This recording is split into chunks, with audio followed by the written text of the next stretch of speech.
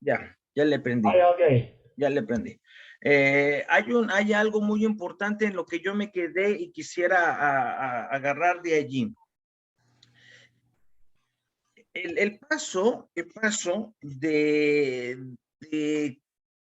que se dijera Jesús es un profeta, un Mesías, a decir que es Dios, es algo que tiene que ser explicado y que no es automático, ¿eh? Nosotros a veces lo consideramos de manera automática como si fuera lo más simple, pero no lo es, no lo es. Por eso aquí está lo que el padre Ranner llamaba el paso del Jesús que predica al Jesús predicado. Por eso la primera pregunta que se hacía era esa, ¿verdad? Entre los modelos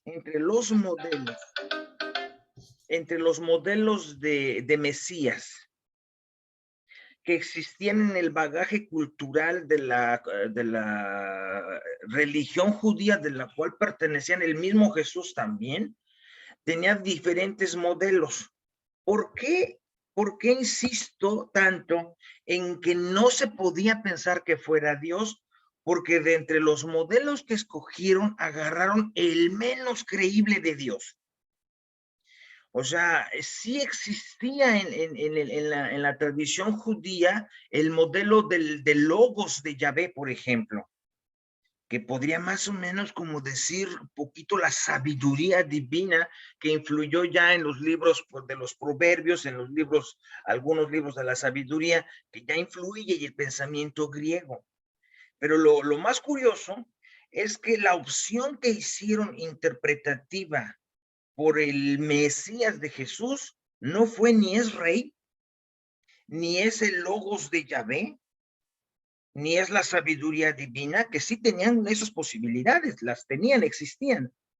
Y optaron por Jesús, es un profeta sufriente, el siervo de Yahvé, ¿no? El siervo de Yahvé. Y que por mucho tiempo, Conselman, que escribió ese famoso libro sobre el siervo de Yahvé, él intentó, y vaya que se echó sus 20 y tantos años de vida tratando de encontrar de dónde salió ese personaje, de dónde salió un Mesías que sufre y que se muere y por sus llagas hemos sido sanados, como dice el libro de Isaías. ¿De dónde sacaron eso? Bueno, lo más que tenemos, y yo creo que nadie más ha hecho más que Conselman en este caso, es que sí, evidentemente, en la deportación a Babilonia hubo un hombre que debió haber sido considerado como un Mesías, como un profeta, y que eso de las llagas y esto debió haberse tenido lepra. Él dice, debe haber tenido lepra y hace estudios de sociología y economía del tiempo y se dio cuenta que tras la deportación a Babilonia, muchos intentaron regresar y ayudar a regresar usando casi como el papel de Moisés, porque Moisés de alguna manera lo hizo con la gente que al sacarla de Egipto. Entonces, más o menos como que estos de la reconstrucción después de la destrucción del primer templo de Jerusalén, que había pasado con los babilonios, este hombre encaminó pues como un retorno a Jerusalén. Y después sabemos por el libro del profeta Nehemías que se reconstruyó el templo. Este personaje pudo haber sido histórico, ¿eh? Pudo haber sido histórico. Y a Jesús lo compararon con él. Insisto, por eso decir que lo más fácil era pasar de profeta a Dios, o es una mentira, o tenemos un error geográfico e histórico muy grave. Porque precisamente Dios en la cultura judía es único, para empezar. Yahvé no tiene competidor, no tiene novia, no tiene consorte, siendo que otras divinidades de Medio Oriente sí eran duales, había hombre y mujer, o bueno, Dios masculino y Dios femenino. En cambio, Yahvé siempre fue un Dios celoso que no tiene competidor. Por eso lo más tonto es que alguien dijera que este es como Dios, es decir, como Yahvé. Entonces, viene otro apartado. Si es verdad que en el tiempo en el que se hicieron lo que se llama la literatura intertestamentaria, que está entre los dos testamentos, estoy hablando más o menos del siglo II al tiempo de Jesús, y ya los griegos estuvieron influyendo muchísimo, ya Alejandro Magno es el dueño del lugar. Ya ya comienzan a dejar de hablar hebreo y comienzan a hablar griego, por eso el Nuevo Testamento está escrito en griego, una parte de la sabiduría y de los proverbios también están en griego. Ya la influencia greca y romana empieza a dejarse ver, pero allí mismo pasa lo semejante, porque para el pensamiento grecolatino Dios es el motor inmóvil, es el único, no puede sufrir, no puede morirse, y menos le puede salir sangre. Entonces, para decirlo en pocas palabras, en ese contexto es prácticamente imposible que alguien hubiera dicho, es Dios, si por Dios entendemos lo que hasta ahora hemos entendido. Por eso Jesucristo dio todo un cambio al paradigma de las religiones. Si el cristianismo le ha ofrecido algo a este mundo que verdaderamente sea propiamente cristiano, es que desdivinizó la divinidad. Dios dejó de ser lejano, pasó a ser cercano, un padre. Jesús lo compara hasta como una gallina que reúne a sus pollitos. Jesús lo llega a comparar incluso con una madre. Al punto entonces, como dice Eugen Dreverman en su famoso libro sobre el Evangelio de la Mujer, que prácticamente era imposible que se dijera que Jesús es, vamos a decir así, por naturaleza, algo que no se muere, que vive para siempre, en otros términos, que es Dios Todopoderoso. Es imposible, no pudieron haberlo dicho. Porque lo vieron cómo se murió, hombre, lo vieron cómo acabó la historia. Entonces, lo menos que podrían decir es eso. Por eso los primeros cristianos fueron juzgados de ateos, porque creían en un hombre, no en Dios, y creían en un hombre que además se había muerto, había sido el fiasco, había sido el drama total. Estos creen en una divinidad muy débil, ¿eh? Y esto es lo que vuelvo a insistir, el cristianismo le ofrece al mundo esta nueva noción de divinidad, si es que se puede llamar divinidad, porque Jesús prefirió decirle Padre. No le gustó, no existe la palabra Dios. ¿Ves? Si podemos comparar un libro, por ejemplo, de Aristóteles, la metafísica de Aristóteles o de Platón, y las veces que aparece la palabra Dios en sus escritos y las veces que aparece en el Nuevo Testamento y más en boca de Jesús, es prácticamente nula, ¿eh? Cuando Dios, hay solo muy pocos textos. Y yo me arriesgo a decir que son 3 nada más, ¿eh? Donde puede haber como una casi afirmación de que que Jesús es algo no humano, vamos a decirlo así, algo no humano. Es el capítulo 5 de la carta a los Colosenses. Él es imagen del Dios invisible. Es el Evangelio según San Juan. Y evidentemente solo la Sarx Egeneto, ¿no? El hombre, el verbo se hizo carne, Sarx Egeneto, y puso su casa entre nosotros. Y el otro sería la carta, el primer capítulo de la carta a los Filipenses, ¿verdad? Que digo yo, no se puede hablar de más. Así que digan, los primeros cristianos dijeron que Jesús era Dios, no hay más que decir. Hay 3 textos que parecen insinuarlo. Insinuarlo. No hay más, no hay más. Por eso aquí la pregunta que se hace uno es, ¿cómo dieron ese brinco? ¿Cómo dieron ese brinco? Y es lo que quiero que tratemos hoy. ¿Cómo dieron ese brinco? Y si ese brinco fue legítimo o no. ¿Y en qué sentido es legítimo? O como lo dicen algunos, Salvador Frixedo, este jesuita que se salió de la congregación y que se enojó mucho con la Compañía de Jesús y con la iglesia en general y escribió muchos libros muy agresivo, pero en medio de todo dice una gran verdad, dice una gran verdad, que muy probablemente podemos explicar este paso por la lectura griega y incluso él se atreve a decirla bielorrusa, de Jesús, el personaje Jesús, que le puso los atributos de una imagen de Dios que ya estaba entre los griegos y los latinos. Por eso, la siguiente pregunta es, Jesús supo,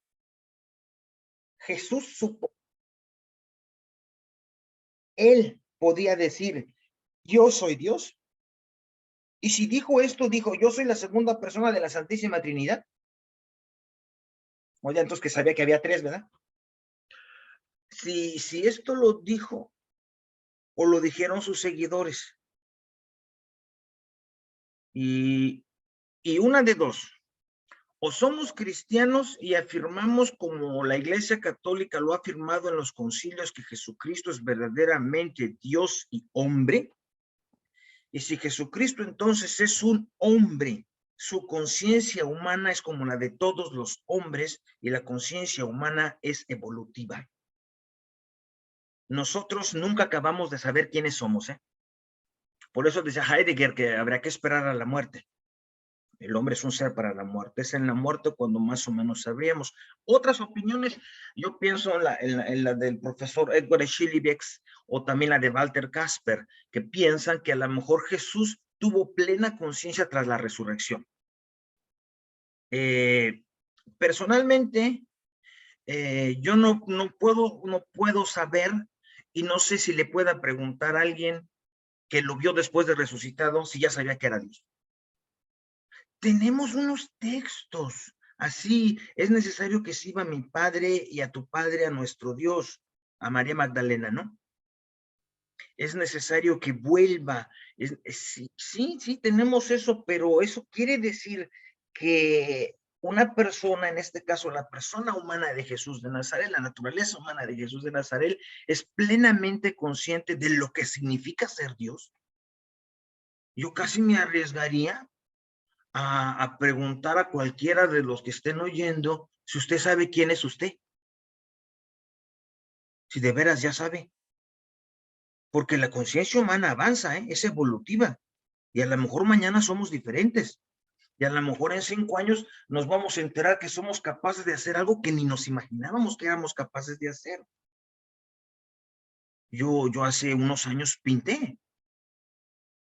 Toqué órgano.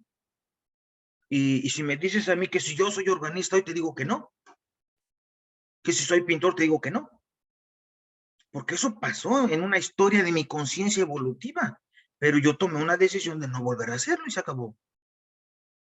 Entonces yo no soy pintor, pinté, que es diferente. Eso simplemente para tratar de ser claros al respecto. O Jesús, en la conciencia de la divinidad, ese es un problema que yo creo que nadie mejor que el padre Karl Rahner se ha puesto, este jesuita que escribió sus famosos textos sobre los problemas de teología, en donde él aborda en uno de esos textos como en el caso que una conciencia humana tuviera conciencia de ser Dios, no podría cargar con la conciencia. ¿Se imagina usted, si usted no puede cargar con la conciencia de haber hecho una cosa que no debió haber hecho alguna vez en su vida? O no puede cargar ni con la conciencia de algo que ya se le olvidó, ya ni se acuerda. Cargar con la conciencia desde la perspectiva humana de yo soy Dios. A mí me parece que es un poco pedirle mucho a la conciencia humana, entonces, ¿qué fue? Bueno, eso fue lo que hicieron los concilios después. Trataron de arreglar todo esto. Y uno de los conceptos que más le sirvió para hacer esto fue el concepto griego del telos aner.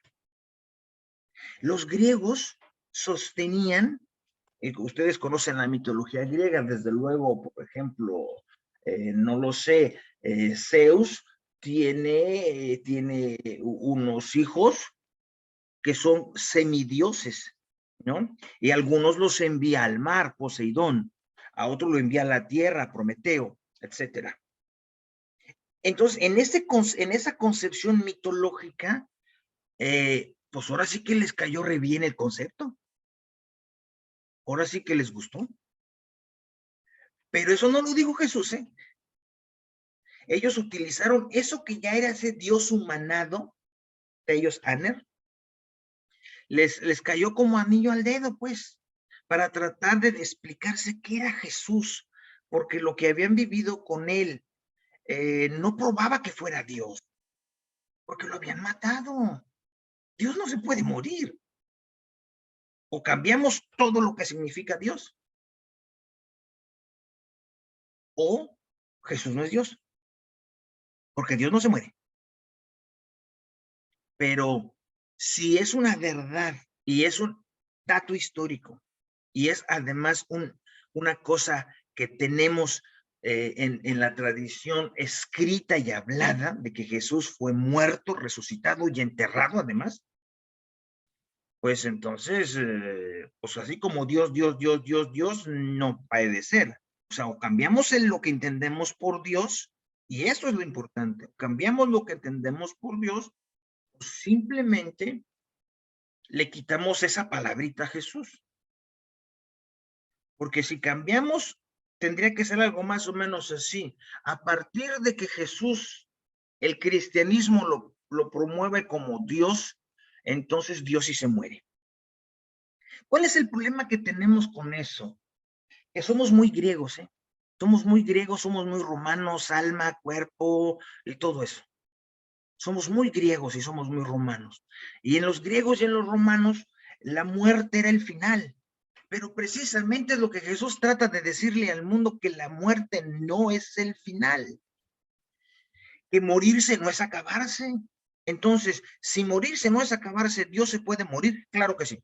Eso lo tengo yo en mi libro, precisamente bien tratado, porque me parece a mí ser una de las cosas más importantes del cristianismo, que es el cambio del concepto de Dios. Dios ahora muere. Dios es un ser débil que se puede morir por amor a los hombres. Pero eso no le quita lo Dios, no, claro que no. ¿Por qué entender, y esto yo se lo copio a Martin Heidegger, por qué entender la muerte como el fin y no como vida diferente? Y entonces viene el segundo asunto. Aquí han sido muchos más, entre ellos el Dreverman también, que piensan que a lo mejor usamos una concepción que existía entre los griegos, que ellos le decían transmigración, que venía de los egipcios, porque seguramente ustedes saben que Isis, el hijo de Amon-Ra, también viene al mundo, muere, atraviesa el río de la muerte y sigue viviendo. Entonces, que los primeros cristianos tomaron prestado algunas concepciones que ya existían en el ambiente, esto es altamente probable, muy probable. Porque somos así los seres humanos, no se puede hacer de otra forma. Por eso, cuando los cristianos decían Maranatá, ven, Señor, ¿se referían a esto? Pensaríamos nosotros, a un Dios que ha venido, se ha muerto y va a regresar, en donde nació toda la idea de la segunda venida de Jesucristo, ¿no? Sí, eso yo entiendo que no es nada fácil entenderlo, pero precisamente ese fue el contexto en el que se movieron los primeros apologistas, que son los primeros padres de la iglesia, porque los griegos decían Hegel, eso es como lo que nosotros tenemos que parece esto, y los romanos también. No, nosotros también tenemos uno como ese. Entonces los primeros apologistas, entre ellos luego Tertuliano y Justino, empezaron a decir, sí, sí, pero la diferencia está en esto. La diferencia está en esto. Es como eso que dicen ustedes, pero la diferencia es esta. ¿Cuál es esa famosa diferencia? Que es la que se coló a los concilios, ¿eh? Es la que se coló a los concilios.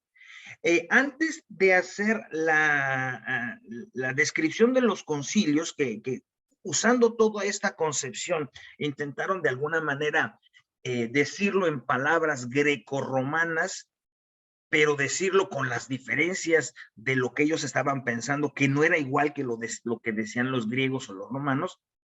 Pasó una cosa muy importante que desde el punto de vista histórico hay que saber. Es muy importante, y fíjense que se tiene que saber esto, porque en la concepción, vamos a llamarlo así, en la concepción que muchos todavía tienen, creen o consideran que esto es algo que puede ser fruto de una cierta manipulación de textos antiguos. Yo rehúso a pensarlo así, pero para pensarlo así y tratar de ser coherentes, me gustaría primero que vieran lo que históricamente pasa. Bueno, les paso esta cosa. Lo que históricamente pasa es que, sí tiene la pantalla, ¿verdad? Sí. Antes del siglo III,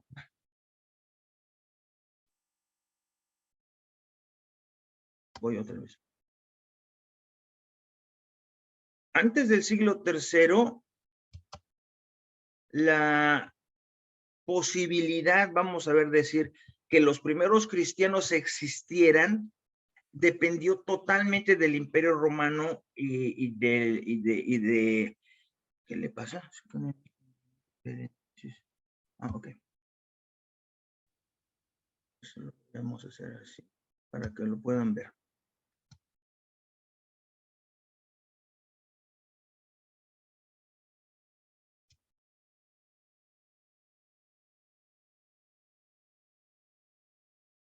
Ahora sí la tiene.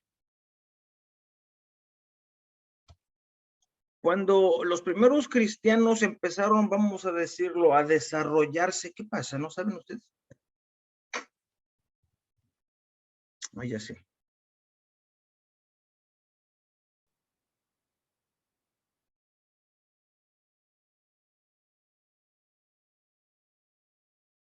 Voy.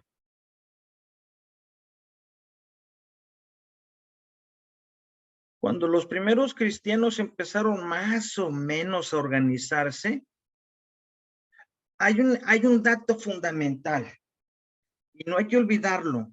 Los primeros cristianos están en el mar Egeo: Corinto, Éfeso, Colosas, Tarso, Nicea, Constantinopla, Antioquía, Damasco, Jerusalén. Eso es el mar Egeo. Es en ese lugar donde se movieron. Y no hay que olvidar, la primera ciudad que recibió el cristianismo, de las primeras ciudades, es española, Elvira. Eso, esos pocos lo saben. Yo creo que a pocos españoles también lo saben. También es el caso de la primera ciudad más o menos organizada al estilo romano. El primer concilio que se hizo en otra región fuera del mar Egeo fue en Elvira, precisamente. Y para nuestra desgracia, el segundo concilio de Elvira fue convocado para preguntarse si las monjas podían tomar esa cosa rara que habían traído de América Latina y que llamaban cacao. Bien, entonces estamos en esto que, ¿por qué no se queda? No sé, algo le pasa, pero ahorita lo vuelvo a hacer.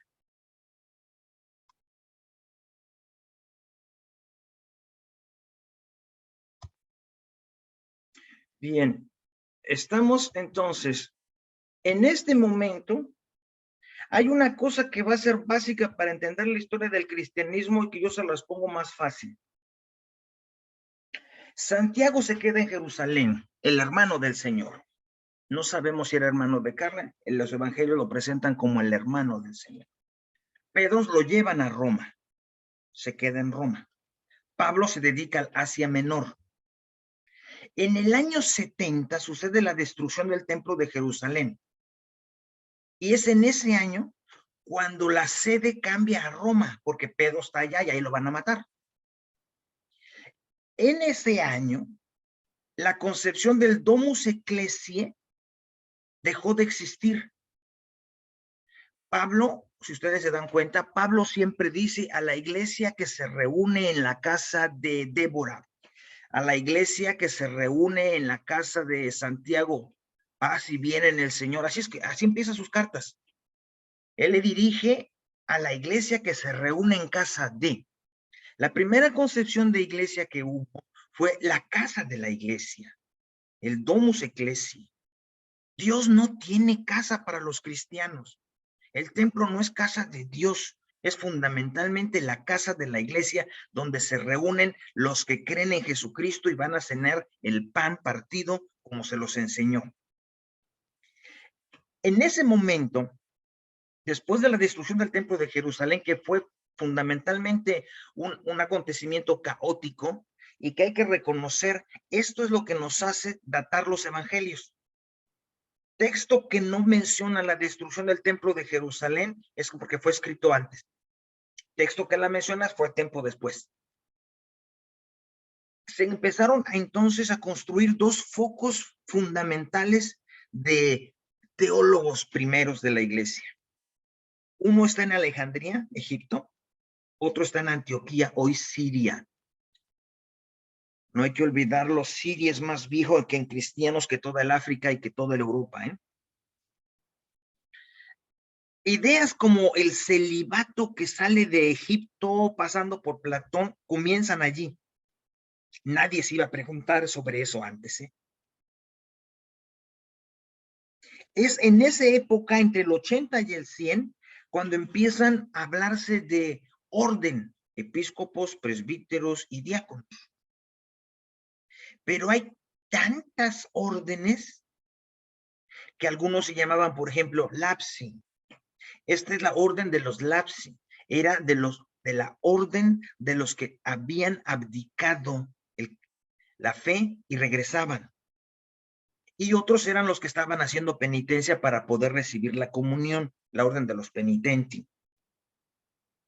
Todo esto siguió así, ¿eh? Todo esto siguió así hasta que Teodosios en el año 380 hizo por vez primera un edicto que él llamó de fide católica. Aquí hay un error muy grave. Muchos dicen que fue Constantino, porque también Constantino y su mamá Santa Elena buscaron la cruz de Cristo. No es cierto. Constantino todavía ni siquiera había sido el emperador cuando ya el edicto de Teodosios de fide católica había dicho que la religión oficial del imperio era esa, la católica.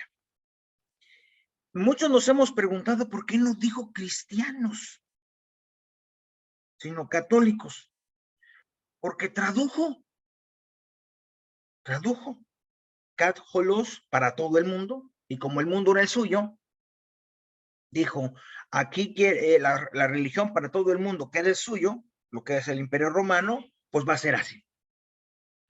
Entonces, hay que ser muy, muy cuidadosos cuando uno dice, por ejemplo, el caso del celibato, el caso de la mujer sacerdote, etcétera, etcétera. Podemos preguntarnos si antes de ciertos concilios en donde influyó muchísimo el pensamiento de Platón, porque la mujer es el camino del mal, etcétera, y etcétera, hubo mujeres sacerdotes. Y esto sin temor a equivocarse puede responderse sí, sí hubo, sin temor a equivocarse. Porque había iglesia, ¿eh? Porque había iglesia, no lo querían hacer simplemente para que votaran por la iglesia y pagaran impuestos, como está pasando en otros lados. No es por eso que lo hacían porque había iglesias. y la casa, y muy probablemente estas mujeres eran hasta viudas que tenían su dinerito y servían a la iglesia. Pablo parece decirlo en sus cartas, que tal mujer ha ayudado mucho a la iglesia en su desarrollo, en su crecimiento, ha dado limosnas a todas partes. Parece ser que eran unas mujeres viudas medias de dinero, vamos a decirlo. Pero no es un error pensar que probablemente antes de ese edicto, antes de que la estructura eclesial dejara de ser el domus ecclesiae, la casa de la iglesia, para pasar a la iglesia romana Domus Dei, la casa de Dios, probablemente esto sí existió. Lo que es sin ninguna duda es que los presbíteros, los diáconos y los obispos no solo se casaban, sino era recomendable que fueran casados. Bien, entonces el cambio, ese cambio es ese cambio del que no hay que nunca descuidarse. Por eso son los nuevos contextos, las nuevas palabras, los que intentan decir lo mismo, no son nuevas realidades, pero decir lo mismo de una manera a la filosofía griega, porque la tenían enfrente como principal opositor. Por eso el Concilio de Nicea, poquito antes del edicto de Fide Católica, el Concilio de Nicea, es la primera vez que se afirma la divinidad de Jesús. Interesante esto, ¿eh? Interesante esto. Lo primero que se afirmó de Jesús no fue su humanidad, fue su divinidad. Ante una corriente de otros cristianos que pensaban que Jesús había sido solamente un hombre muy bueno, muy buen Mesías, muy buen profeta, pero no era Dios. La primera duda que tuvieron los primeros cristianos acerca de Jesús no fue su humanidad, ¿eh? Claro, era obvio, se murió, le salió sangre, lo enterraron, era obvio que no iban a dudar que fuera un hombre. Vino después, el primero de Constantinopla, años después, la afirmación de la humanidad de Jesús. Poco después se pusieron el problema porque la filosofía grecorromana lo tenía. Si es un hombre que es Dios, entonces pertenecería al campo de del Telos Aner de que hablábamos hace rato, de estas subdivinidades griegas, en donde Dios toma posesión de un humano durante un tiempo, cumple con su función, entonces ya deja el humano por ahí y se regresa. Esta visión que es lo que llamaron en ese tiempo adopcionismo, es una visión que la iglesia rechazó muy pronto. Jesús es no por temporadas Dios y por temporadas hombre. Si ustedes leyeran el concilio de Éfeso, cuando se afirma que Jesús de Nazaret murió en la cruz en tanto Dios y en tanto hombre, porque eso es una cosa que tendemos todavía a hacer muchos, que dicen, no es que Jesús sufrió en la cruz, pero como hombre, como Dios no. Y se la pasan haciendo divisiones, ¿no? De ese tipo, ¿no? Hacía milagros como Dios, pero no como hombre. No. El concilio de Éfeso determinó que todo Jesús es Dios y todo Jesús es hombre. No va por temporadas de su época de vida, ¿eh? Y en este sentido se preocuparon diciendo, entonces, ¿cómo podemos decir que es hombre y que es Dios si Dios no se muere, pero el hombre sí? Entonces, el Concilio de Calcedonia, que es finalmente el que nosotros confesamos como la última definición al respecto de la cristología, por eso se dice que el credo que rezamos es niceno-constantinopolitano, para unirlos a todos. En Calcedonia se afirmó que sí hay dos naturalezas, pero solamente hay una persona. la persona del Hijo de Dios. Pero es muy importante pensar que si algo no fue asumido por la naturaleza humana en la persona divina, eso no fue salvado. Esto lo decía Ireneo de Lyon. Lo que no es asumido no es salvado. Entonces, quiere decir que si Jesucristo asumió la naturaleza humana, todo lo humano ha quedado redimido. La sexualidad, el dolor, la muerte, todo. No hay que pensar que es una sola cosa la que se asume, no.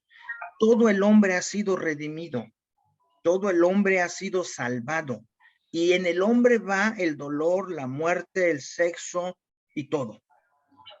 Entonces, por eso cuando la Lumen Gentium del Concilio Vaticano II recuerda que los laicos están para consagrar con su vida el mundo, dice directamente, ustedes lo pueden leer, es el número 33, la sexualidad es santificada por la unión del varón y la mujer. Allí es donde pueden vivir su sacerdocio. ¿Para qué andan haciendo otra cosa? Como últimamente le dan ganas a todos los laicos de ser curas y de consagrarse a los 1001 infiernos, y a las vírgenes también, y a todo lo que pueden. Si leyeran esa parte, por ejemplo, de la Lumen Gentium, donde dice de qué manera los laicos son sacerdotes, dice allí que todo lo humano que no toca un clérigo por su estado de vida correspondiente ha quedado asumido en la naturaleza humana de Jesús para los laicos. Esto... Perdona, Raúl. Sí. Hay alguien que tiene un perrito ladrando, música puesta, y la verdad Yo creo que sí, yo también le iba a decir, hay uno que está con su perro ladrando, cállenlo, sí. Ahí lo cortaron. Ya, sí, entonces, vamos a decir, estos 4 grandes concilios construyeron lo que nosotros llamamos con mucha facilidad la doctrina de la divinidad de Jesús y de la humanidad. Pero ven, lo que yo quise probarles es que no pasó simultáneamente, ¿eh? La iglesia estaba en el siglo IV tratando de explicarse también en qué forma se puede decir que Jesús es Dios, en qué forma se puede decir que Jesús es hombre, para no confundirlo con un modelo griego, ¿verdad? Para no confundirlo con un modelo como de las mitologías griegas. De tal forma, entonces, que quedan abiertas unas cosas, y esto, el concilio de Calcedonia y después otros concilios han vuelto sobre él. Ha quedado abierta una cuestión, por ejemplo, la ciencia de Jesús. Porque esta confusión de decir, es que Jesús, como era Dios, ya sabía todo. Entonces, ¿no era hombre o sí? Porque el proceso de conocimiento es un proceso también, no es inmediato, ¿eh? Jesús tuvo que aprender. Vaya que tuvo una campeona que le debió haber enseñado muy bien, que es la Santísima Virgen María. Pero esto de la ciencia infusa, que llaman algunos, que nadie habla así en teología hoy, ¿verdad? Pero hay algunos que toda ridiculizan la humanidad de Jesús diciendo, no, si ya Jesús sabía todo, ya sabía que lo iban a matar, ya sabía cómo, ya sabía cuándo, ya sabía qué horas. No. Otra cosa es que como un hombre viera que ya lo iban a matar y dijera, no, pues ya estuvo, ya, si no le pelo me van a agarrar y me van a matar, porque la pena de muerte está decretada para los que nos ponemos así. Entonces, la ciencia de Jesús fue una ciencia paulatina también. La pregunta que nosotros debemos de tener muy clara también, y que lo vemos, ¿no? Los evangelios nos dicen claramente que Jesús oraba. Y por eso, esto vuelve al punto de hace rato. El cristianismo vino a cambiar lo que nosotros entendemos por Dios, porque si usted entiende por oración la rezandería, Jesucristo no rezaba. ¿O usted se lo imagina rezándole a la Virgen, una Ave María? O se lo imagina usted rezarle a quién o cómo. No, es que la oración, al menos como él la promovió para sus discípulos, es eso. Cuando ustedes oren, digan, Padre nuestro, hágase tu voluntad. Voy a perdonar, así me vas a perdonar. Ven, es una cosa muy, ¿cómo diré? Muy práctica, muy poco rezo, mucha oración. Y Jesús, al menos los testimonios evangélicos, dice que era temprano y muchas horas. Y más bien es así como una oración, que es oración y más no rezo. La fe de Jesús. Jesús, si es un humano, debió haber tenido fe en Dios como su Padre, en sí mismo, porque la fe es un proceso también de creer en uno mismo. Jesús no solo creyó en Dios, creyó en Él, en que Él podía hacer las cosas que iba a hacer, en que la iba a ir mal, pero era mejor para todos. Eso es lo que se llama ser persona humana. De tal forma, entonces, que desde esta perspectiva, ¿no? Debe de mantenerse la unidad de las dos naturalezas en la persona de Jesús, Hijo de Dios, Hijo de hombre. Y en todo lo que implica eso, implica que va conociendo poco a poco, que no nace conciencia infusa, que va aprendiendo a relacionarse con Dios, va orando, que va aprendiendo a tener confianza en sí mismo y en Dios y en la naturaleza y en los hombres. En breve, que es una persona. Yo creo que los padres de la iglesia, sobre todo Tertuliano y desde luego Ireneo de León, evitaron un grave error que la mera verdad, como decía el padre Ranner, yo la vez que pude conocerlo, que fue la primera vez que vine a Europa, estaba en Salamanca, y en su malísimo español, el alemán, en su malísimo español, dijo una cosa que a mí me hizo mucha mella. Me dijo, miren, no se preocupen. Si ustedes le dicen a los católicos del mundo entero que Jesús no era una persona humana, y es más que no existe el Espíritu Santo, ni les va a afectar. ¿No saben qué es eso? Porque él decía, la mayor parte son monofisitas. La mayor parte de las personas son monofisitas. Creen solamente en la naturaleza divina de Jesús.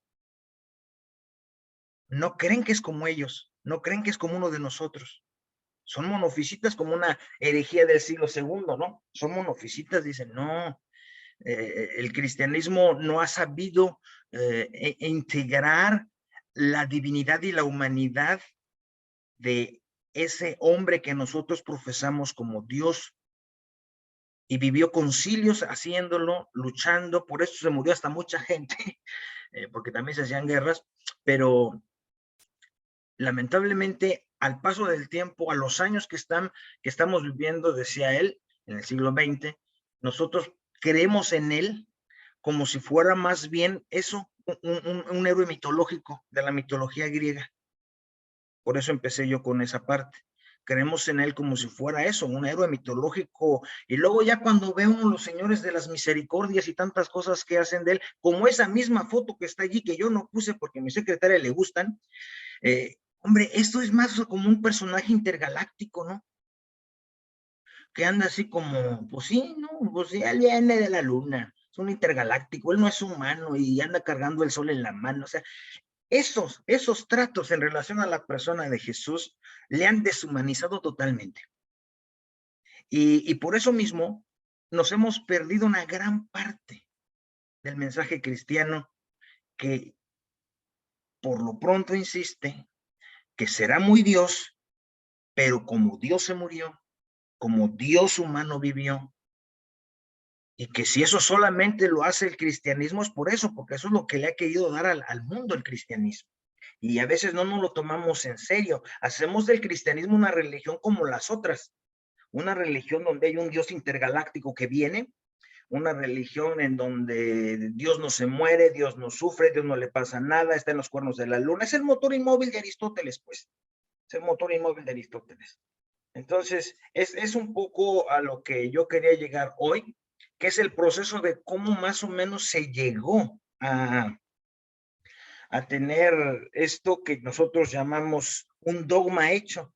Pero lo más importante aquí es también es otro, que la forma como nosotros llegamos, nosotros a hacernos la idea dogmática de lo que nosotros llamamos Jesucristo, es un proceso que duró mucho tiempo, pero que hasta hoy nosotros hemos configurado un credo que lo decimos cada 8 días, bueno, los que vamos a misa lo decimos cada 8 días, y que muchos no se dan por enterados, no se dan por enterados.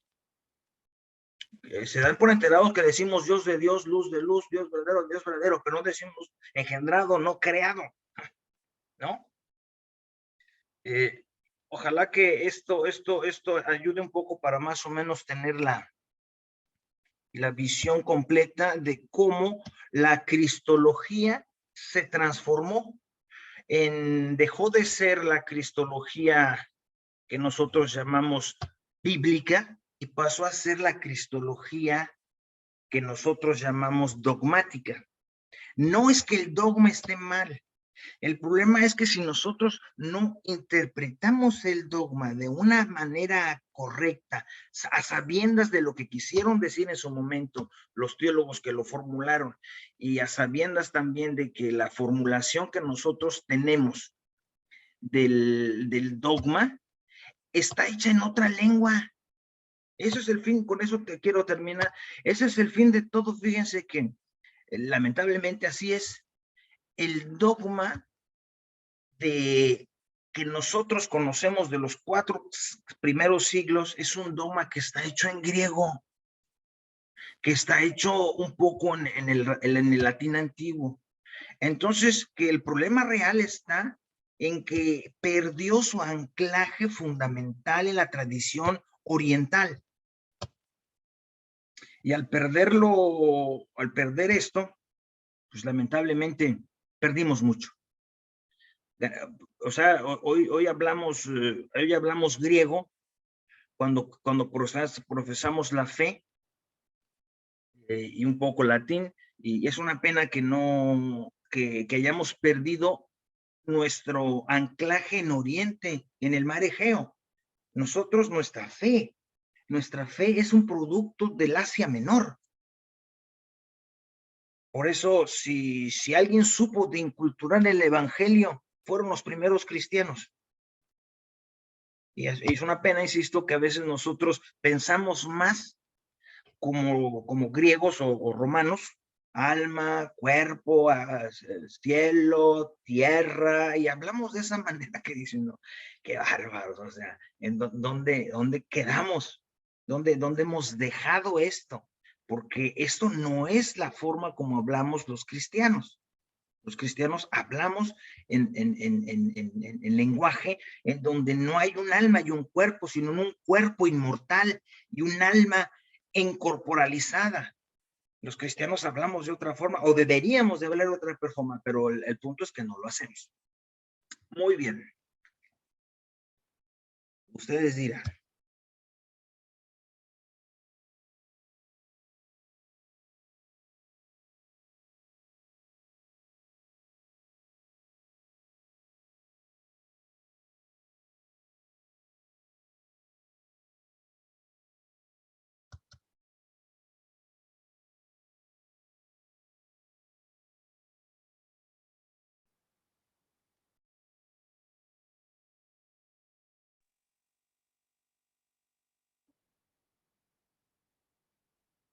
María de Jesús. A ver, dime. Pues Herrera, muy buena tu exposición. Me gustó y creo que quizás tenemos un problema porque pues no podemos quizás nos cuesta pensar en algo no tangible, ¿verdad? Sí, Y me quedo con algo que habías mencionado anteriormente. Yo creo que a Dios, para encontrarle, pues me atrevo a decir así, no pensarle, experimentarle. Eso que tú anteriormente habías dicho del cristianismo, que el cristianismo es vivencia, pero pues yo creo que la palabra nos queda corta o no encontramos la sí. expresión para hablar de Dios. Y tenemos años cambiándolo. Y lo hemos luchado de 1000 formas. O sea, es verdad que pues no se nos da. Hemos intentado de 1000 formas, cambiar el lenguaje. Pero si bien es cierto que lo empezamos a la manera griega, a la manera romana, y hemos intentado pensarlo a la manera eslava, a la manera azteca, maya, lo que sea, el cristianismo le ofrece a la humanidad algo que es común a todos. Dios es Padre. Ahí sí no es un problema de traducción, ¿eh? Ahí sí no es un problema de traducción. Dios ama a sus hijos y los hijos se tienen que amar entre ellos. Eso no hay un problema de traducción, ¿eh? Así como dijera, no, esto en griego va a ser de otra forma. No. Lo que sí es novedoso es eso que Jesús hizo. Por eso, quitarle eso al cristianismo en favor de decir cosas tan raras como estas cosas que nosotros tenemos de que es una naturaleza, una persona, dos naturalezas, y que están hay una palabra horrible, pero que si no se dice así no se va a entender, pero la mitad de los católicos no la entienden. Los griegos le llamaban perijóresis. Dios es hombre, Jesús es hombre y Dios, pero siempre, en todo momento y en todas partes sería perijóresis, es la traducción. No es por ratitos, como a algunos les gustaría, no es por ratitos, nos conviene, y eso volvemos a la idea griega, nos conviene un Jesús que no muera. Nos conviene un Jesús que sea puro Dios. Por eso insistí tanto en que lo primero que se afirmó de Jesús fue la divinidad, no la humanidad. No la humanidad. ¿Por qué? Porque pues es que es un poco, como se puede decir, es fácil y es un poco cómodo. Yo le llamaría eso comodidad religiosa, ¿verdad? En cambio, pensar en un Dios que toma lo que nosotros somos, pero todo, no por partes, todo, e incluso muere. Eso es lo que hizo el cristianismo precisamente, cambiar la noción de Dios. Y luego nosotros nos regresamos a un Dios que no se muere, a un Dios que no sufre, a un Dios que no sabe nada, a un Dios que ya tiene todo preparado y que casi como les está engañando a todos, y cuando lo van a matar, dice, déjale que acabo voy a resucitar y no me van a matar. No, ¿qué juego es eso? Eso es jugar, ¿no? Eso es jugar con el cristianismo, y yo creo que es lo único o lo mejor que le podemos dar a la historia de las religiones.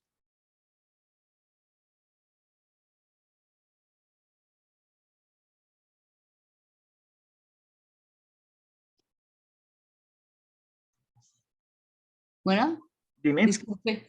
Entonces primero dijeron que Dios era, primero vieron en Jesús su divinidad. Entonces, primero tuvo que haber sido que lo hubiesen visto como humano. Eso fue lo más lógico, pero como repito, al tomar el instrumental griego que hablaba de unos semidioses que tenían por el encargo de Zeus algo en la tierra, entonces pues se les hizo fácil, se les hizo más fácil. Pero luego te vieron el problema, ¿y cómo resolvemos que se muere? ¿Cómo lo vamos a resolver? Y entonces es cuando vienen las otras teorías de un Dios que asume el cuerpo de un hombre, pero ya cuando cumple con su función de hacer lo que tenía que hacer en el mundo, va y deja ese cuerpo, no sabemos en dónde, pero ya cumplió con su función y deja de ser hombre y se regresó con Dios. Y es la imagen que tienen muchos, ¿eh?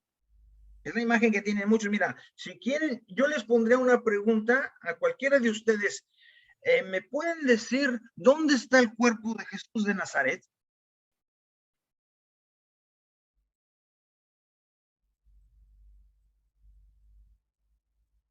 Ya era polvo la vez antepasada, que él murió igual que como nosotros. Pues sí, Vamos a morir. o sea, a mí no me vengan con que van a encontrar 50,000 sábanas y el cadáver. No, si es un hombre, cumplió con su proceso de vida y... Ay, entonces dice, como viene la duda, ¿no? Ay, pero dice la Biblia que se fue a la derecha del Padre. Sí, sí se fue a la derecha del Padre, sí, pero para eso tiene que irse con los 4 gramos de carbono, hidrógeno, nitrógeno y oxígeno que forman la molécula humana. Yo creo que a veces los mismos católicos que son tan así espiritualones y rezanderos, necesitan demasiado el cuerpo. Necesitan demasiado el cuerpo. Porque, bueno, cuando dice que resucita a la derecha del Padre, no está hablando de que el Padre también tenga un cuerpo físico y entonces para estar a su derecha tienen que tener 2 cuerpos físicos y estamos a la derecha uno de otro como estamos nosotros. No está hablando de eso. Está hablando de una terminología de estar a la altura de Dios. Entonces, habrá que decir fundamentalmente que, y eso vale para todo, eso vale para todo, eso vale para todo, porque también en algunas mentes que son influenciadas por el platonismo a través de San Agustín, como para San Agustín, muy estudioso de la doctrina platónica, el desorden a este mundo vino por el cuerpo. Y como la mujer tiene mucho cuerpo, pues entonces la mujer es la que mete el mal en el mundo. Ahora, entonces si la Santísima Virgen no cometió un solo pecado, entonces su cuerpo se fue derechito al cielo. Y entonces viene todo. Es que se quedó dormidito y luego vinieron los ángeles. Ajá. ¿Y luego qué más? ¿Y qué pasa si no? Por eso, insisto, a veces también divinizamos allí. También ahí divinizamos. Mire, no podemos saberlo porque la historia no se repite y tendría que haber un documento del tiempo para saber qué pasó exactamente con el cuerpo de Jesús de Nazaret, pero todos sabemos que incluso existe entre los judíos actuales la noticia de que se robaron el cuerpo a sus discípulos, ¿eh? No sabemos, pero por lo pronto una gran parte de la tradición judía lo sostiene. No sé si es verdad, no sé si es mentira, pero tampoco el otro lo puedo probar, ¿eh? Tampoco el otro lo puedo probar. Porque a Jesús, como en su momento de la resurrección, yo lo dije, a Jesús nadie lo vio resucitado, porque no es un cuerpo físico que se puede ver. Si no, buena suerte que al acaso no va a ser lo mismo. O sea, lo que sabemos es que él se dejó ver. ¿Se acuerdan que yo les hablaba de cómo la Biblia, en estos casos, los textos del Nuevo Testamento, usan el pasivo divino, oreo, donde no es tanto que él, yo lo vea, sino que él se dejó ver, hizo algo para que lo vieran.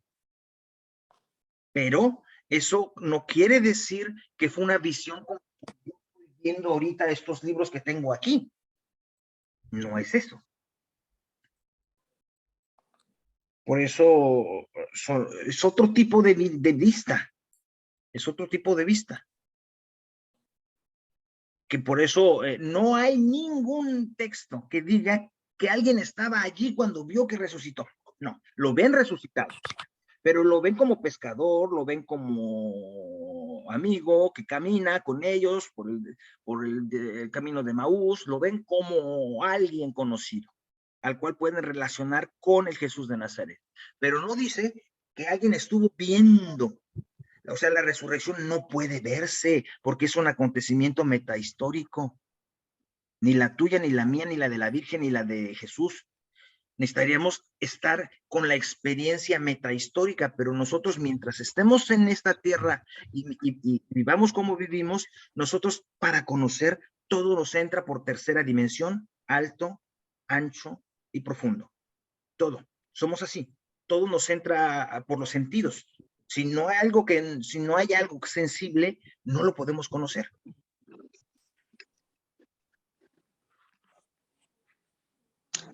Pero a ver, padre, yo ahí como que no entiendo mucho, porque si él se dejó ver, él se tuvo que dejar ver a nuestro modo de ver.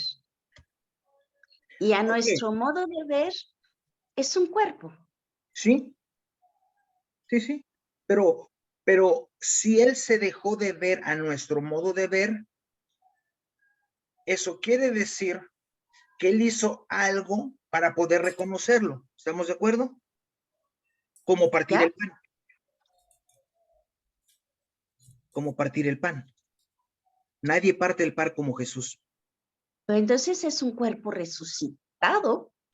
Sí, pero el único problema que tendríamos con eso es que ¿quién te lo va a platicar qué vio?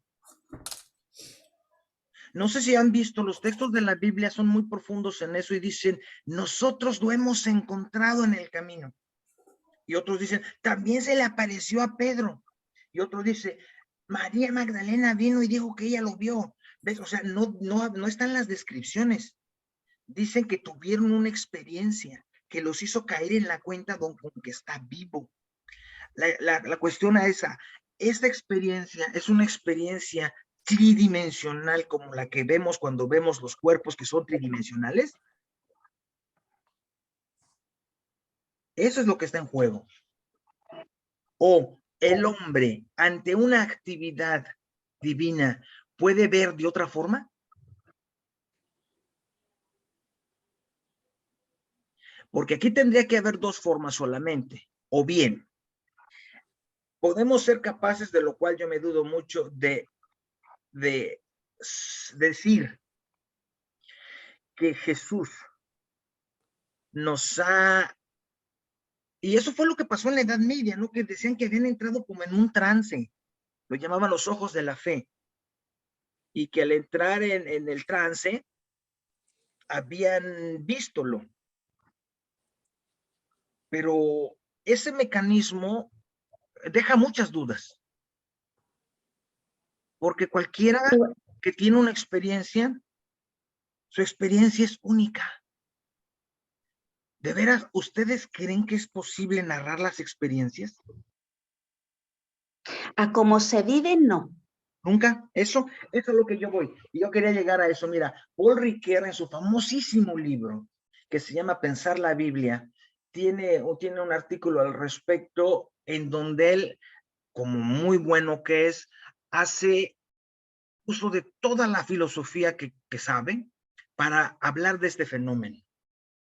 Y él dice, normalmente los fenómenos que tenemos de experiencias físicas son vistos de una manera que se puede decir eso, experiencia física, Erfahrung dirían en alemán. Pero hay otro tipo de fenómenos que no se pueden describir y que por eso existe el mito, existe el relato, existe, porque eso está vivido, se llama vécu, Erlebnis dirían en alemán. Esto es un vivido, del cual yo estoy totalmente seguro. Y mira, de veras, si me dices, yo lo vi, no te puedo platicar qué vi. No te puedo platicar qué vi. Pero te puedo decir que me juego la vida por ciertas cosas que yo he visto, que yo he vivido, de mi padre, de mi madre, de mi Dios, etcétera. Y mira que no fue una experiencia de ese tipo, ¿eh? Pero tampoco estoy hablando de experiencias mágicas, ¿eh? No, son vividos. Hay cosas que se viven y tienen una intensidad que está en el corazón, en la mente, en los ojos, no sé dónde esté, pero no está como está este libro que estoy viendo que está enfrente a mí. Es un poco lo que quiero decir. Este tipo de experiencias, que no son muchas en la vida, son las más importantes del ser humano. Probablemente la resurrección de Jesús sea una de ellas. Por eso, si se acuerdan, yo dije aquí, para que alguien crea en la resurrección, tiene que tener la experiencia de Cristo resucitado. Sin esa experiencia no puedes creer en la resurrección, ni en la tuya ni en la de nadie. Pero si tú no has experimentado a Cristo vivo, entonces tú no tienes la experiencia de del Jesucristo resucitado. Tú tienes la experiencia de un estudio, de un cadáver que se paró, o no sé, alguna cosa así. Pero si tú no has sentido en tu propia vida la experiencia de que Jesús vive en mí, de que Jesús vive en tal persona, en tal otra persona, entonces tú no puedes tener la experiencia de la resurrección. Por eso, ¿qué fue en última instancia lo que los discípulos, no sé qué decir, vieron, sintieron, percibieron, no sé qué decir, intuyeron, no sé qué decir? Lo que es cierto es que ellos hicieron algo que ya habían hecho con Jesús: pescar, partir el pan con los demás, repetir lo que Jesús les había dicho que hicieran. Hagan esto en memoria mía. Repetirlo. Y lo repitieron de tal manera que dijeron: está vivo, vive aquí, está con nosotros. El Señor ha resucitado. Maranatá, ven, Señor. ¿No? Claro, si esto no se vive así, pues aunque sean clases de teología, es por eso que también yo decía, cuando tú estudiaste Cristología conmigo en la Universidad Pontificia en México, yo decía, si yo le hiciera un examen de Cristología a Jesús, de Cristología dogmática, reprobaba el pobre. Porque él nunca se autodefinió como humano, persona segunda divina Trinidad y esas cosas, no. Él nunca se definió así. Por eso el dogma vino después, y eso lo hicimos nosotros. Para tratar de explicarnos. Pero no saldría el dogma de él, porque él sí se llama hijo de Dios. A lo mejor como Dios no, pero sí hijo de Dios, y no podría a partir de allí. Sí, como lo hizo David, como lo hizo el siervo doliente, como lo hicieron muchos otros. Esta conciencia de la paternidad de Dios, créanme, era algo que ya existía en el judaísmo. Ya algunas corrientes alternativas del judaísmo habían dado ese paso de que Dios no fuera el tirano del Antiguo Testamento, que paga y el mal de los hijos sobre los padres y de los padres sobre los hijos, y este mal, este Yahvé iracundo del Antiguo Testamento. Ya algunos, por eso esta mujer, Marie Vidal, que escribió el famoso libro Un judío llamado Jesús, esta se arriesga a decir que Jesús fue entrenado entre estos heterodoxos judíos que ya hablaban de alguna manera de que Dios no era tan gacho, pues. Y que Jesús llevó adelante un proceso que la misma religión judía ya tenía. Entonces, muchos se decían hijos de Dios. Muchos. E incluso, por ejemplo, él mismo cuando se defiende ante el Sanedrín, ¿verdad? Y él dice, ¿que no han ustedes leído que también en la palabra dice, ustedes son dioses? Sí, o sea, pero ves, aquí ¿cuál es el problema? Que una cosa es decir, soy hijo de Dios, otra cosa es decir, soy consubstancial al Padre. Eso es lo difícil. Porque no se conoce ni la palabra sustancia en el hebreo, en el tiempo de Jesús, para nada. Entonces, así yo no lo veo. Yo soy consubstancial al Padre, de la misma naturaleza, porque todo fue hecho Dios de Dios, luz de luz, Dios verdadero, Dios verdadero. No, porque no era su lenguaje para empezar. Eso lo hacemos nosotros tratando de explicarlos.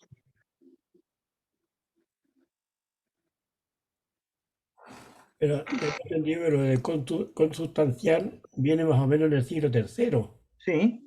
O sea, tampoco Jesús como hombre no tuvo idea de lo que estábamos No, hablando. no, ni siquiera se hubiera imaginado hablar así, insisto. Claro, el Espíritu Santo tampoco. O sea, yo lo que me estoy preguntando, y me lo he preguntado muchas veces, ¿cuál fue la necesidad de descubrir o de creer o de buscar que Jesús es Dios?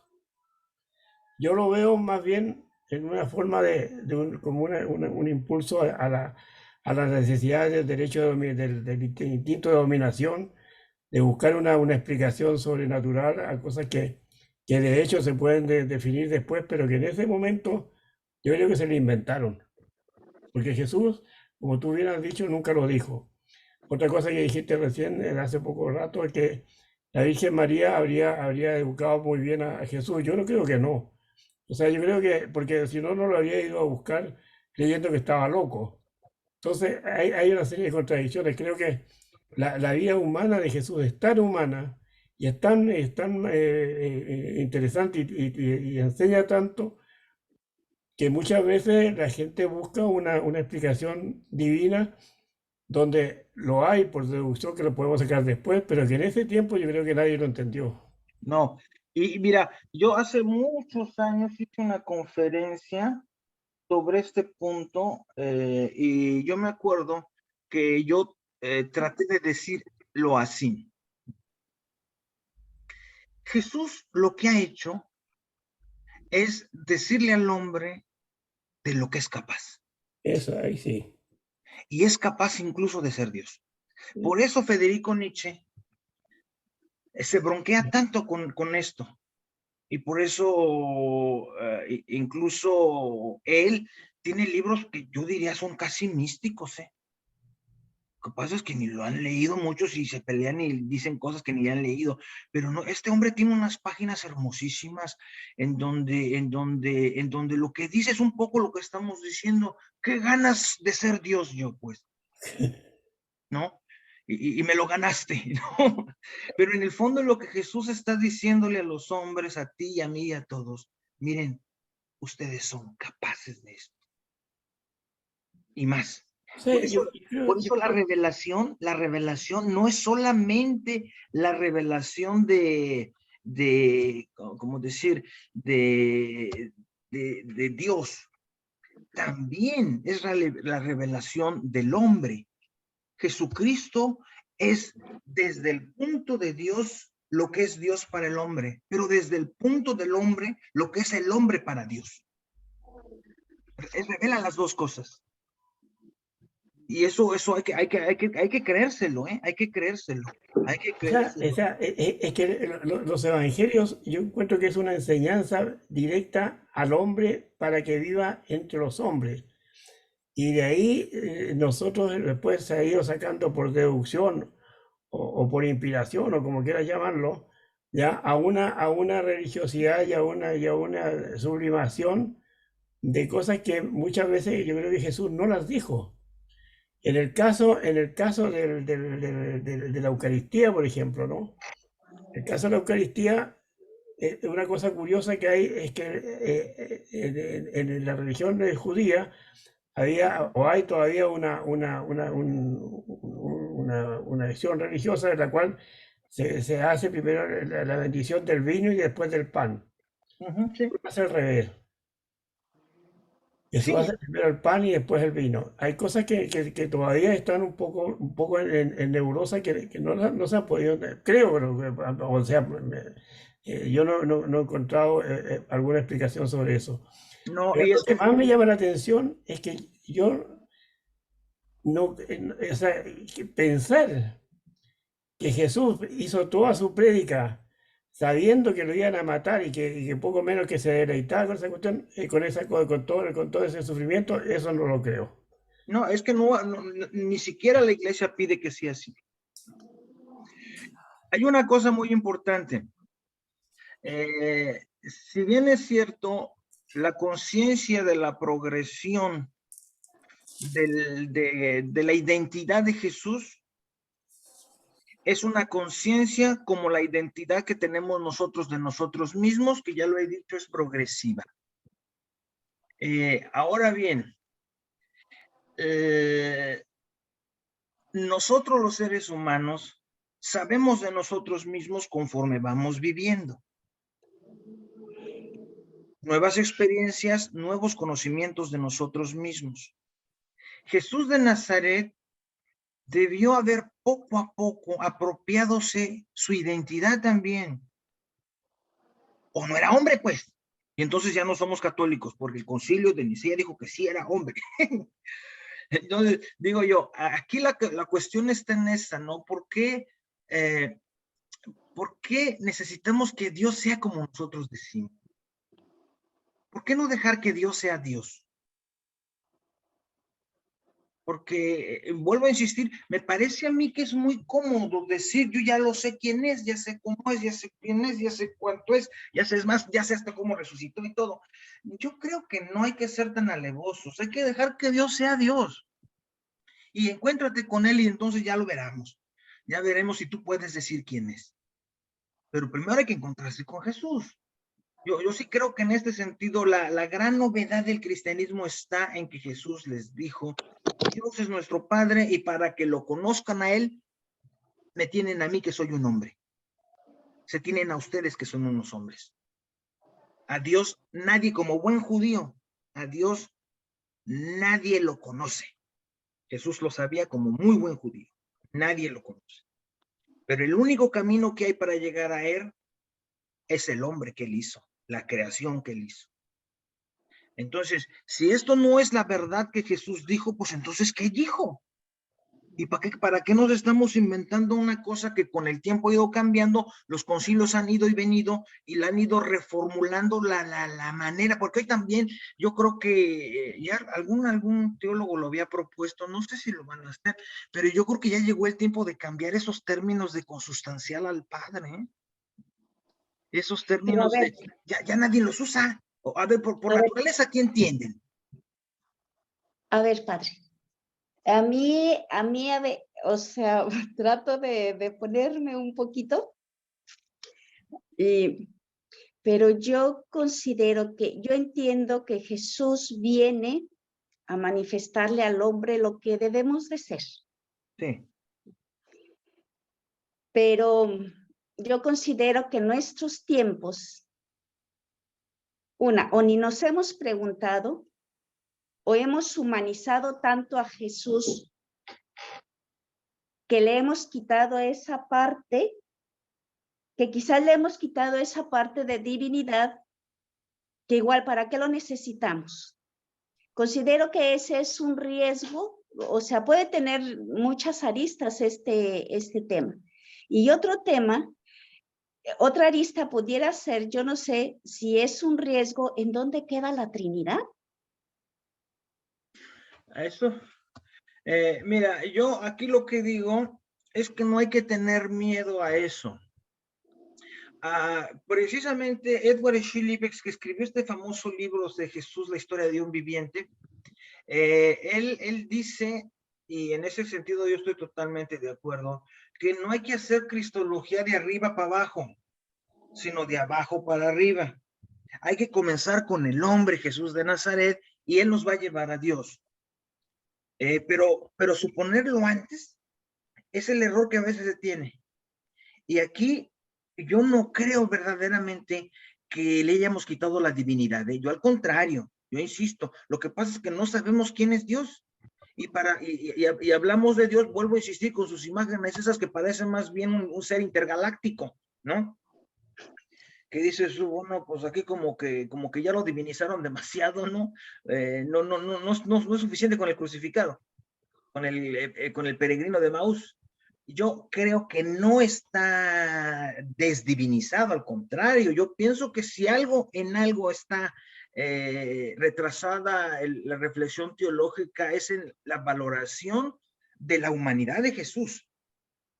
De la humanidad de Jesús. Tan es así que no se habla de su sexualidad, por ejemplo, como si eso no fuese humano. Tan es así que no se habla de su coraje, de su enojo, de su temperamento, porque eso también es humano. Lo hemos deshumanizado y lo hemos puesto como el Dios que él no quiso ser. Y él habló en contra de ese Dios. Ustedes díganle Padre a Dios. Díganle que vamos, que su voluntad se haga, que vamos a hacer nosotros lo mejor por los demás y que nos dé nuestro pan de cada día. Él puso un nivel de relación diferente hacia Dios, pero los humanos, como decía un poco Eugenio, tienen tanta necesidad de milagrerías, de cosas extraordinarias y raras, que necesitan un Dios así. Necesitan un Dios demasiado raro, pues, hombre, para creerle. Cuando justo lo que Jesús quiso darnos a entender, es que Dios era tan simple como uno. Ahí está su caso. Y eso, ahora, termino. Eso que dices, y claro, precisamente ahí está. ¿Cómo pensar la Trinidad? Porque precisamente por eso se da el problema, porque pensarla como tres seres omnipoderosos, uno atrás del otro, da más problemas todavía. No, hay que pensar la Trinidad desde otra perspectiva, desde la perspectiva oriental. Vuelvo a insistir, es esta perspectiva de pensar la Trinidad como el unus spiritus y materia, como lo pensaba Plotino. Eso es griego, eso es griego. Y de ese esquema de las tres substancias eternas, inamovibles, es de donde sacó el esquema Agustín, que escribió 10 libros sobre la Trinidad y que los venimos repitiendo desde hace muchos años. Y hasta que ya no vino el personalismo a decirnos, a ver, vamos a pensar primero la noción de persona. ¿Qué quiere decir tres personas en Dios? ¿Qué quiere decir persona? Y ya gracias a la filosofía personalista y a los últimos teólogos, esto se ha pensado diferente. Pero pensarlo a la típica, tres dioses, 1, 2, 3, tres iguales en poder, tres iguales en sabiduría, pues eso ni judío es, ni cristiano, ni nada, al contrario, en cambio pensarlo como mi relación con Dios como hijo, mi relación con Dios como mi hermano, y mi relación con Dios como mi alma, es diferente. Es diferente, ¿ves? Por eso el cristianismo tiene a veces problemas para entender la Trinidad, porque la pensó al estilo griego. La pensó al estilo griego. Pero igual, si lo pensamos así como tú lo dices, pues tampoco estamos cerrados del tema de cómo lo concebimos ahora. No, pero Jesús precisamente nos revela la Trinidad. Por eso el libro de Walter Kasper, que sobre la Trinidad, se llama El Dios de Jesucristo. Mejor título no se le puede poner, porque él dijo, tenemos un Padre, voy con el Padre, voy a prepararles una casa con el Padre, después voy a venir por ustedes, pero cuando no esté yo, voy a enviarles mi espíritu. ¿Ves? Entonces son tres relaciones. La relación que tengo con el Padre, la relación que tengo como Dios como hermano, y la relación que tengo con Dios como mi espíritu. Y en ese sentido, es así como la teología actual piensa la Trinidad, no como tres entes que están allí. ¿Dónde están allí? Pues si no están allí, no pueden estar allí, porque para estar allí tienen que ser corporales. Cuerpo es lo que tiene peso y dimensión y un lugar en el espacio. Si Dios no es corporal, el logo no está aquí, no allá. En el catecismo se decía, Dios está en todos lugares, también en ti.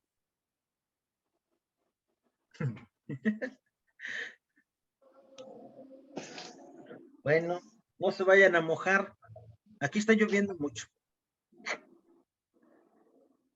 Bueno, en México también creo, ¿verdad? Temblando. No, pero tú estás en Chile. Y en Chile hace mucho frío. Sí, ya empezó el invierno allá. No, estamos en primavera. Entonces, ¿por qué hace frío? ¿Sabe? Así es Chile. Ay, ¿y Guanajuato está mojado, Silvia? No está mojado, padre, nada más nublado, pero no, ya no ha llovido. Ya tiene una semana que no. Les vamos a mandar un poquito de agua de aquí. Sí necesitamos mucha agua. No para, que no para. Sí queremos porque la presa de Mata donde nos dan el agua todavía no se llena. Necesitamos mucha agua. Sí. Primeramente Dios. Sí, hay que confiar en Dios. Bueno, ok. Entonces en 15 días nos vemos, ¿sale? Sí, muchas gracias. Hasta luego, Gracias. que les vaya bien. Ok. Bye. En 15 días vemos eso de la persona. Gracias. Ujú. Gracias. Chao, chao. Chao.